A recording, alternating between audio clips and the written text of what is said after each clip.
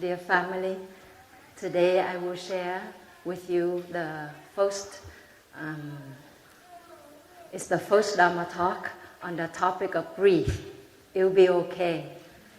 And we have agreed to share during this retreat. We will talk about the 16 exercises of mindful breathing and the 14 verses on meditation.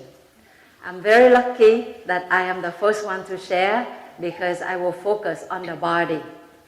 And the body is much easier to work with, right, than the feelings, the perceptions, etc. Because the body is something that we can see, that we can hear, that we can smell, hopefully not too much, yeah, that we can taste, salty or not salty, that we can touch, and that we can perceive. So the body is something very concrete.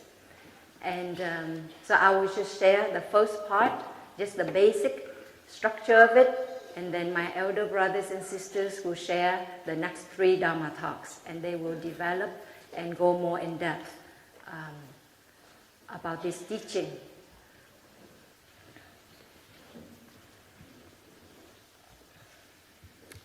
So I'll read to you the 14 verses on meditation. This was written by our teacher a few years ago. It's a summary of what meditation is. 1. Like the 2 wings of a bird, the practices of stopping and looking deeply rely upon each other and belong together, side by side. Meditation is a bird with 2 wings.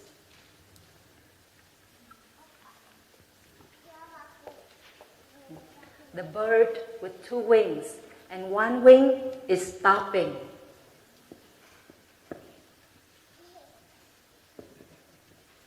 And the other wing is looking deeply.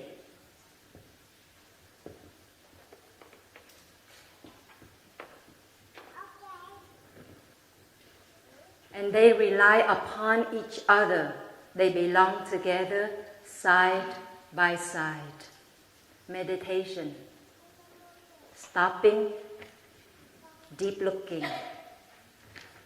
A bird cannot fly if it has only 1 wing. The 2 wings have to work together simultaneously for a bird to fly. So in meditation, we also need to have stopping and deep looking together. And stopping means stopping the mind from running back to the past, getting caught in the past. Stopping the mind from looking at our life in the present moment through the lens of the past. Stopping also means stopping the mind from running towards to the future, getting caught in our anticipation and anxiety and uncertainty or excitement about the future, because the future is not yet here. So in that way, in meditation, we practice stopping so that the mind can be right here in the present moment.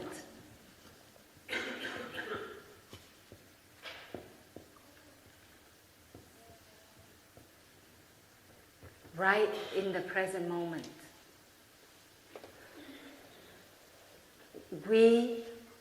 Nowadays, many people write books about meditation, and they talk about mindful meditation. Now let us look at the word mindfulness together and see how is it related to meditation. Mindfulness.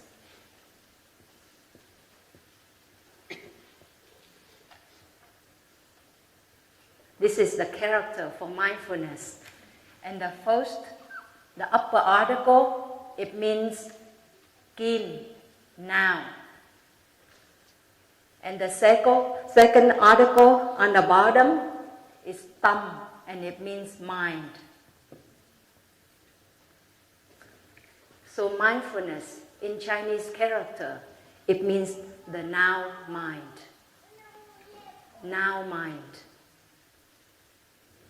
The mind can see what is going on right now in the body, thus in the feelings and perceptions, in our thoughts, our views. When we learn to be sensitive to our body, we will also become sensitive. We will also become more aware of our mind, which manifests as feelings and thoughts and perceptions. Now mind. When there's mindfulness, when the mind is in the here and the now, in the present moment, the mind also sees what's around itself, such as the person in front of us, the people whom we're with, the situation that is in the present moment. So do you see that in mindfulness, there is stopping. There is the element of stopping, because the mind has to be in the here and the now to be aware of what is, right? And in the present moment, when there is this now mind, then we can also see things as they are. For example, when we breathe in and we are aware that it is an in-breath. We breathe out, we are aware that it is an out-breath. You see that breath as it is. That breath may be short or it may be long. It may be light or heavy, laborious. It may come from only from the nose area or the throat area, or maybe you're heaving at the chest, or maybe you are breathing from the abdominal level. You see things as they are in that moment. And if you realize that your breathing pattern is uncomfortable, is rushed in the moment, then you know there is stress. Physical stress, such as pain in the body, or mental stress, there is some anxiety, there is some worry, right? So when we have the now mind, when we have mindfulness or awareness, we use these words interchangeably, then we see things as they are. And that is deep looking right in the present moment.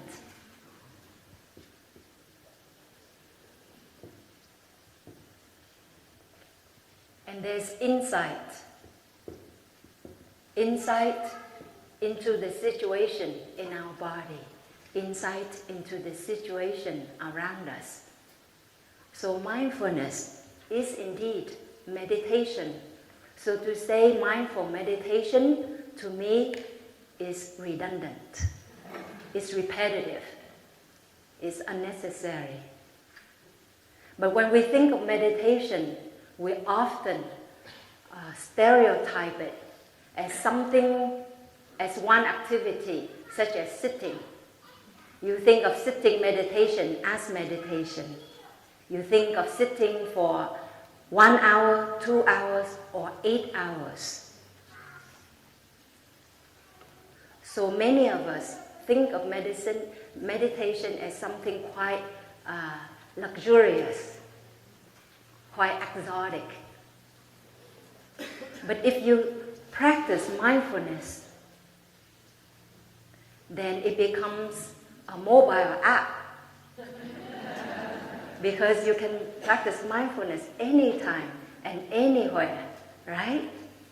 Anytime when you hear the phone rings, what can you do? You know, when I was in school, I'm sure you all remember this. If you walk out on the street and you hear somebody talking to himself or herself, what do you think? That person is crazy, right? Now when you walk on the street, do you see people talking to themselves all the time? Yeah, just because they have these two strings, you know, we call earphones. You think they're talking to somebody else on the other line, right? If you think so, are you sure? If you're sure, check again. It makes me want to tell schizophrenic patients, just wear the earphones. Then you can talk to yourself all the time and nobody thinks you're crazy. Yes. So we do that. We walk on the street and we just talk to our heart desire. You just talk. And it seems really strange for us monastics because we don't live in that environment. So every time when I see that, I'm in awe. And worse yet, people talk in the toilets nowadays. How many of you have done that? Yes. Imagine you're pouring your heart out to somebody. Talking about the matter of the heart, right? And suddenly you hear the toilet flush. The water gushing. How does that make you feel? Why would you do that to somebody? And why would you let somebody do that to yourself? So really, really have compassion on yourself. It's called a restroom for a good reason. It shouldn't be a stress room, right? So turn off your telephones. Yeah, turn off your iPhones. When you go to the toilet, what we do is that we knock on the door slowly 3 times. We are making a transition from outside to inside. Then we sit down, close the door. We sit down just gently and relax and allow your body to relax and to do what it needs to do. Don't put more stress on it. Don't start to call somebody or answer the phone because that's the only place you have privacy. And if you take away that privacy from yourself, what do you have? You can laugh about it, but I hope that you remember this, okay? So take the opportunity to practice stopping, deep looking, and insight will arise. So insight does not take place only when you're sitting on the cushion. One day, our teacher, Thai, came into the meditation hall. I believe it was in the Upper Hamlet in Plum Village in France. And Thai sat down and he said, this morning, an insight came to Thai. Poof! Just like right here, an insight came to Thai. Like a tree, Often you think of the flowers will blossom on a branch or something. But have you seen some flowers blossoming on the trunk? And even at the root of a tree. So that day our teacher had an insight that just arose, that just popped up right here on his hip.